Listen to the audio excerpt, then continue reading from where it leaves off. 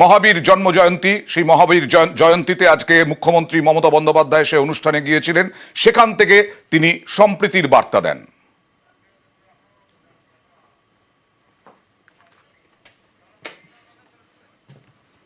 हमारा उद्देश्य ये है कि बांटना नहीं, जोड़ना चाहिए। बांटने से देश बढ़ जाएगा, कमजोरी पड़ जाएगा, इकोनॉमी कमजोरी पड़ जाएगा। हम नहीं कह सकते हैं कि हमारा प्रॉपर्टी लेने का हक किसी का नहीं है, वैसे और किसी का प्रॉपर्टी लेने का हक हमारा भी नहीं है। सब जियो शांति का साथ। और माइनॉरिटी लोगों को हम एक बात कहते हैं, आप लोगों को दिल में दुख हुआ है वो आपका प्रॉपर्टी के लेके, आप भरोसा रखिए बंगाल में ऐसा कुछ नहीं होगा जिसमें कोई डिवाइड एंड रूल होगा। इसके लिए बेसामाल होने का बात नहीं है। हार्डली कुछ करने से कभी कभी दिक्कत भी हो जाता है। प्लीज रिमेम्बर व्हेन दीदी इज हियर, दीदी will protect you and your property. Let us trust each and everybody, let us fight the battle together. Network 18 অনুষ্ঠান রাইজিং ভারতে গতকাল উপস্থিত ছিলেন প্রধানমন্ত্রী নরেন্দ্র মোদী। সেই অনুষ্ঠানে ওয়াকফ আইনের পক্ষে সওয়াল নরেন্দ্র মোদীর।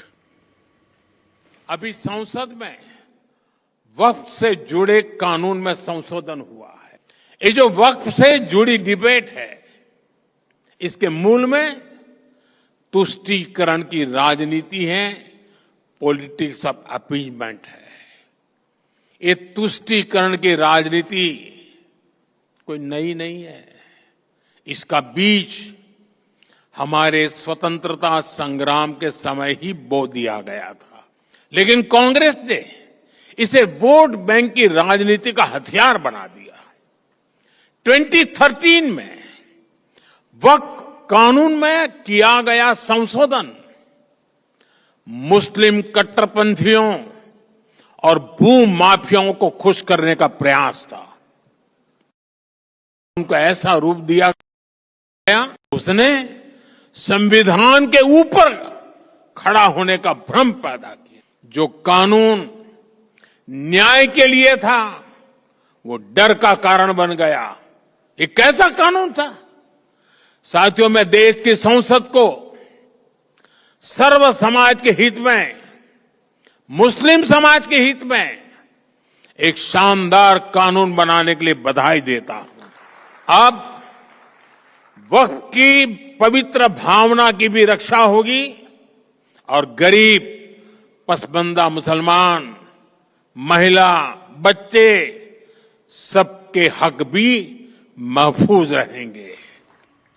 গত কয়েক মাস ধরেই আমরা দেখাচ্ছি ভুয়ো কাস্ট সার্টিফিকেট এক্সক্লুসিভলি। সেই ভুয়ো কাস্ট সার্টিফিকেটে কোথাও মেডিকেল কলেজে ভর্তি হয়েছে গোটা রাজ্য জুড়ে বেশ কয়েকজন, কোথাও কনস্টেবল পদে চাকরি, এবার এসএসকেএম এর মতো হাসপাতালেও ভর্তি ভুয়ো কাস্ট সার্টিফিকেট দিয়ে।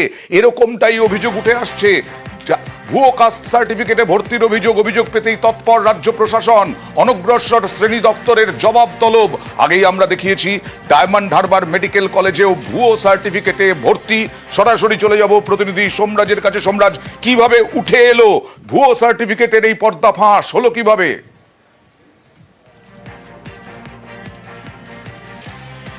দেখো, যেটা অনগ্রসর শ্রেণী কল্যাণ দপ্তর সূত্রে জানা যাচ্ছে, ডায়মন্ড হারবার মেডিকেল কলেজের তদন্তের সাপেক্ষেই কিন্তু এই এসএসকেএম এর ভুয়ো কাস্ট সার্টিফিকেট নিয়ে ভর্তির অভিযোগ উঠে এসেছে এবং যে অভিযোগের প্রেক্ষিতে ইতিমধ্যেই এসএসকেএম হাসপাতাল কর্তৃপক্ষের তরফে জবাব চাওয়া হয়েছে বলেই অনগ্রসর শ্রেণী কল্যাণ দপ্তর সূত্রে জানা যাচ্ছে।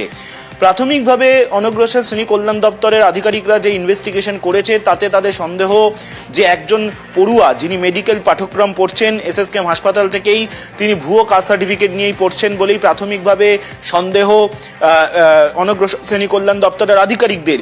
কিন্তু তারা চাইছেন এসএসকেএম হাসপাতাল কর্তৃপক্ষ কি জবাব দেয় সেদিকেই তারা তাকিয়ে রয়েছে। তার কারণ ডায়মন্ড হারবার মেডিকেল কলেজের যে ঘটনা ঘটেছিল সেই পরিপ্রেক্ষিতেও কিন্তু ডায়মন্ড হারবার মেডিকেল কলেজ কর্তৃপক্ষের থেকে জবাব চেয়েছিল রাজ্যের অনগ্রসর শ্রেণী কল্যাণ দপ্তর এবং সেই কারণেই এসএসকেএম হাসপাতাল কর্তৃপক্ষের উত্তর চেয়েছে রাজ্যের অনগ্রসর শ্রেণী কল্যাণ দপ্তর বলেই সূত্র মারফত জানা যাচ্ছে। এর সার্টিফিকেট, কাস্ট সার্টিফিকেট, ভুয়ো কাস্ট সার্টিফিকেট দিয়ে ভর্তি হয়েছে, তাকে চিহ্নিত করা গেছে।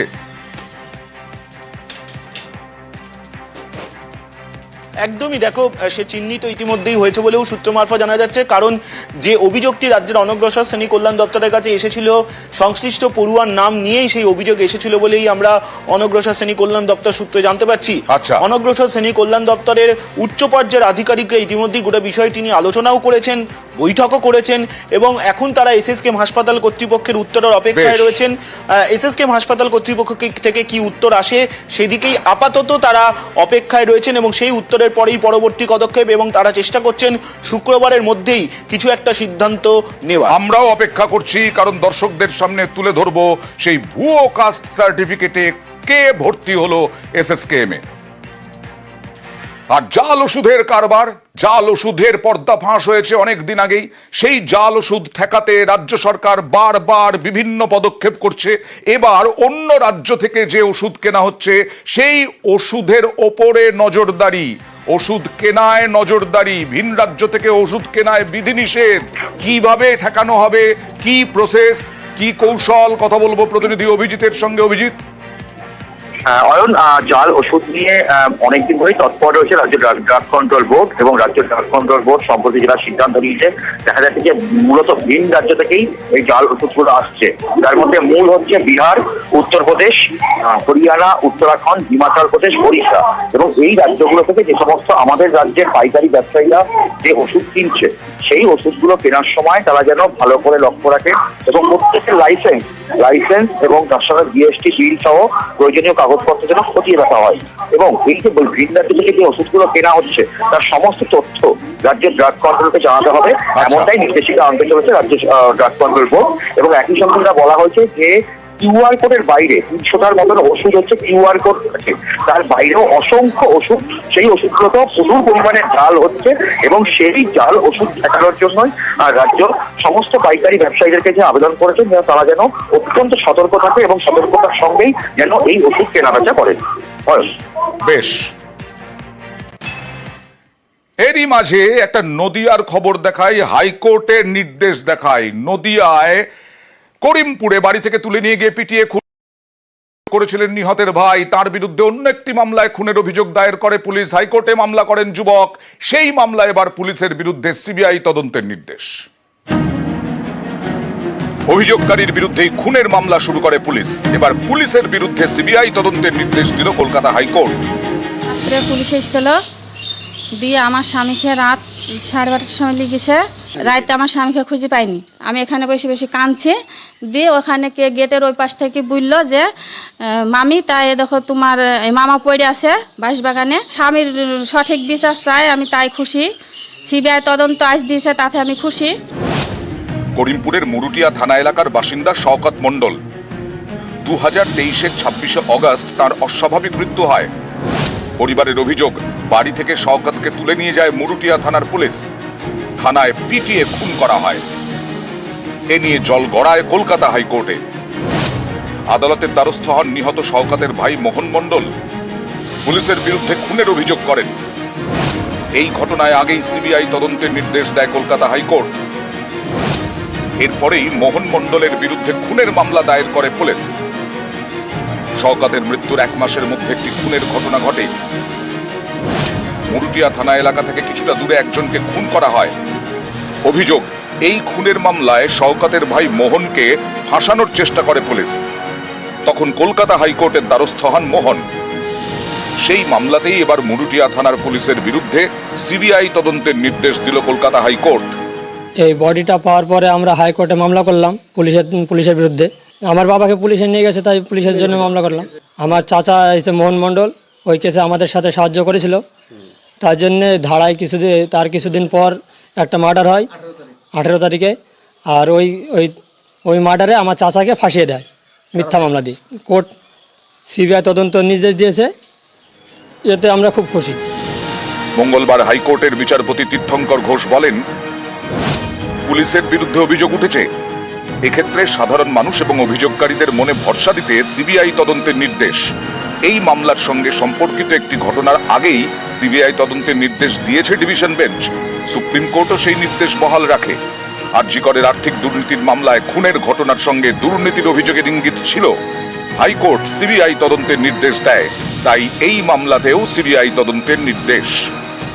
পুলিশ উনাকে বাড়ি থেকে তুলে নিয়ে গিয়ে পরে কোথাও হত্যা করে, যার বডি পরের দিন পাওয়া যায়। তো হাইকোর্টের দ্বারস্থ হওয়ার পরে ওরা এফআইআর রেজিস্টার করে। পাশের গ্রামে একটা মার্ডার হয় এবং সেই মার্ডারের সব আসামি আমাদের পুরো পরিবারকে করে দেয়। কেস নাম্বার হয় 274, আমাদের এফআইআরটা কমপ্লেনটা আগে হওয়ার সত্ত্বেও আমাদেরটা পরে 274 নম্বর কেস নম্বর। যখন আমরা অ্যান্টিসিপেটরি বেল করতে আসি অনারেবল হাইকোর্টে, ডিভিশন বেঞ্চ এটাকে সিবিআই তদন্তে দেয়। আজকে আমরা 275-এর এই তদন্তের জন্য সিবিআইয়ের জন্য আমরা এসেছিলাম, সেই অর্ডারটি আমাদের দিয়েছে এবং আমরা বিচারের আশায় আছি। অর্ণব হাজরা এবং সমীর রুদ্র, নিউজ 18 বাংলা।